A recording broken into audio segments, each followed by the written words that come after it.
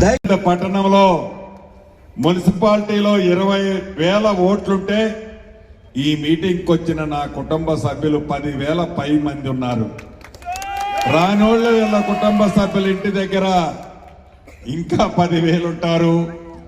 ఈ అద్భుతమైన జన సముద్రాన్ని చూస్తుంటే ప్రతిపక్షాలకు ఎవరికి ఒక్క ఓటు వస్తుందా లేదనే పూర్తి నమ్మకము నాకు ఈ వేదిక మీద చూస్తుంటే 10 సంవత్సరాల పరిపాలనలో ఆ దొరల పరిపాలనలో పేదోడికి రేషన్ కార్డు ఇవ్వాలనే బుద్ధి లేకపోతే మీ దీవెనలతో ప్రజా ప్రభుత్వం వచ్చిన తర్వాత అర్హులైన ప్రతి పేదవాళ్ళకి కొత్త రేషన్ కార్డులు ఇచ్చుకున్నాం.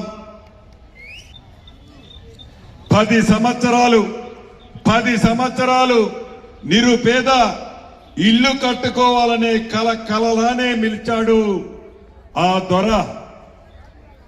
ఎక్కడ ఎన్నికలు వచ్చినా ఎప్పుడు ఎన్నికలు వచ్చినా టీవీల్లో పేపర్లో బొమ్మలు చూపించి ఈ ఎన్నికలైన తర్వాత ఇటువంటి డబల్ బెడ్రూమ్ నీకు ఇస్తాను, ఒక బెడ్రూమ్ లో నీ అల్లుడు బిడ్డ ఉంటాడు, ఇంకొక బెడ్రూమ్ లో నీ కొడుకు కోడలు ఉంటారు, కోళ్లు ఆ మూల కప్పెడతావు, మేకను ఇక్కడ కట్టెడతావు అని బొమ్మలేసి చూపించాడే